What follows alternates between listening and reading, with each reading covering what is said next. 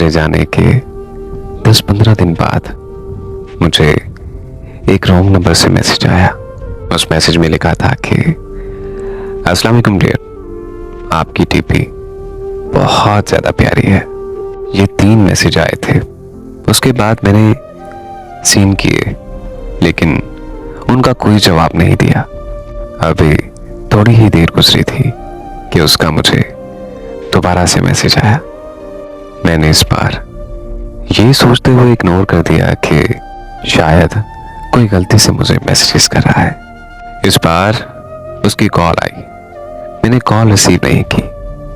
Call काटते ही उसका मुझे दोबारा से मैसेज आया। आप मुझे इतना इग्नोर क्यों कर रहे हैं? मैं आपसे बात करना चाहती हूँ।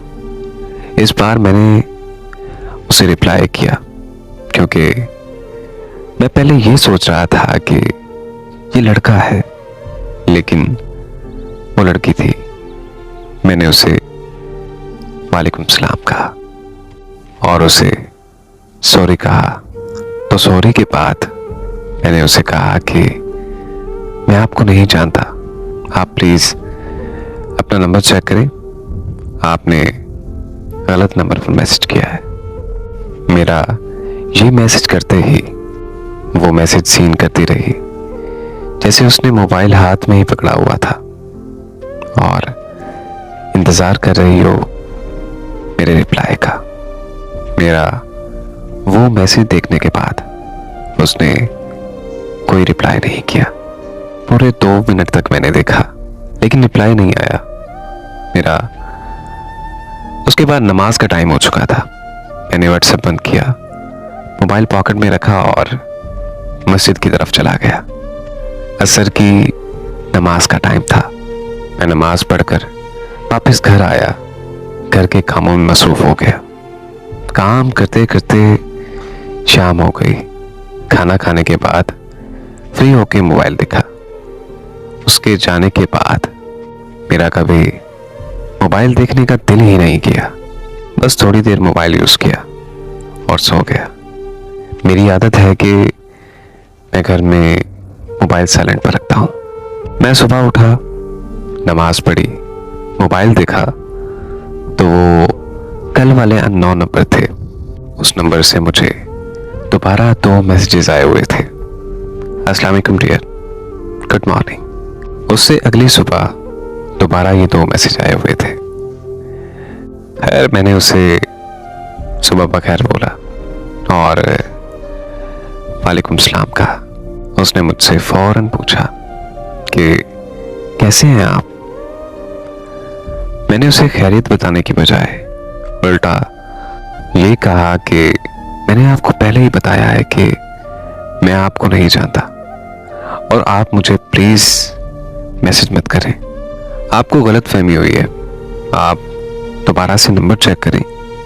ये कह के मैं अपना मोबाइल फोन मैंने बंद कर दिया और खुद को काम में मसरूफ कर लिया।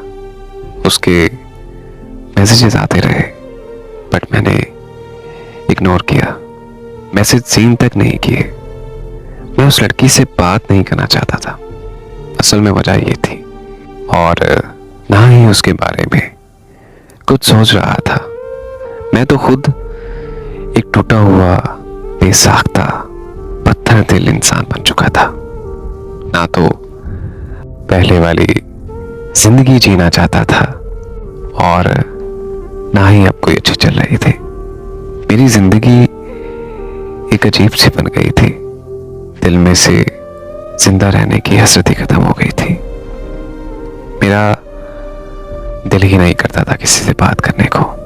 खैर, काम खत्म करने के बाद मोबाइल निकाला तो देखा किसी का मैसेज भी नहीं आया हुआ था सिवाय उस अननोन नंबर के।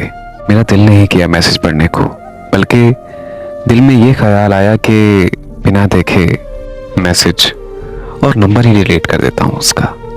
फिर मैंने सोचा कि मैं पूछता हूँ कि आखिर ये है कौन। उसने मेरा नंबर कहाँ से लिया। मैंने उसके मैसेज देखते ही उसका मुझे दोबारा से मैसेज आया।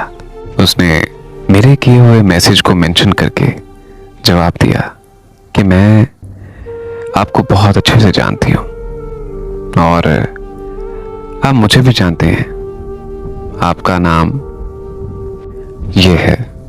मैं एकदम हैरान हो गया, मैं हक्का पक्का सा रह गया। उसने वो नाम जैसे ही लिया, उसने मेरा वो नाम लिया जो जस्ट मेरे घर वाले जानते हैं, या फिर मेरे दोस्त मुझे इस निकनेम से बुलाते हैं। मैंने दिल ही दिल में सोचना शुरू कर दिया कि कौन हो सकता है ये लड़की, आखिर कौन है। थोड़ी देर उस पर मैंने गौर और फिक्र किया कि आखिर ये है कौन, लेकिन मुझे उस लड़की की कोई समझ ना आई कि वो कौन है। फिर मेरे दिमाग में ख्याल आया, शायद कोई दोस्त तो नहीं है जो मुझे तंग कर रहा है। खैर, काम की मसरूफियत से मेरा आधा दिन गुजर गया। उस आधे दिन में मैंने अपने 3 दोस्तों को कॉल कर ली जो कि मेरे बहुत करीब तर हैं। उन तीनों ने दोस्तों को बहुत अच्छी तरह जानता था, क्योंकि हम हमेशा इकट्ठे रहते थे। उनके अंदर ये वाली कोई क्वालिटी नहीं थी कि हम एक दूसरे को इस अंदाज में तंग करें। लेकिन एक बात थी कि उस लड़की की बातें मुझे अंदर ही अंदर से बहुत बेसुकून कर रही थी। दोस्तों ने भी पूछा कि आज तुम्हें खैर तो है, क्या हुआ है? आज तुम हमें बहुत अजीब सी नजरों से देख रहे हो, हमें बताओ कि आखिर हुआ क्या है, कोई परेशानी है?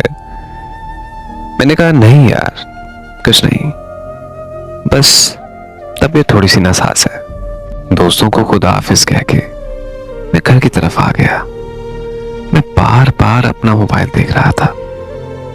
उसका आखिरी मैसेज जिसमें उसने मेरा नाम ये बताया था, उसके बाद उसका कोई मैसेज नहीं आया मुझे, और वो सुबह से मुसलसल ऑफलाइन आ रही थी। उसका लास्ट सीन टाइम सुबह का शो हो रहा था। खैर, घर वालों ने खाना दिया तो मैंने मना कर दिया कि मुझे भूख नहीं है। मैं दिन के इस टाइम सोता था, लेकिन मुझे नींद भी नहीं आ रही थी उस दिन। मुख्तसर बात यह कि मैंने अपने दोस्त से बात शेयर कर ली और उनसे पूछा, मुझे ये बताओ कि तुम में से किसी ने मुझे लड़की बनकर मैसेजेस तो नहीं किए? तो उन्होंने कहा कि अरे नहीं यार। मैंने फिर उसके बाद जबरदस्ती उनके मोबाइल चेक किए, क्योंकि मेरा निकनेम बस वही जानते थे।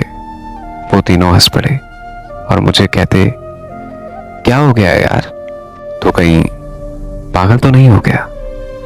मैंने कहा अरे नहीं यार, पागल नहीं हुआ। मैंने अपना मोबाइल निकाला और कहा, ये देखो मेरे साथ आखिर ये क्या मजा है। तो जैसे ही मैंने उनको वो मैसेजेस दिखाए तो मेरे दोस्त भी एकदम से हैरान और परेशान हो गए और मुझे कहने लगे कि यार ये वो तो नहीं।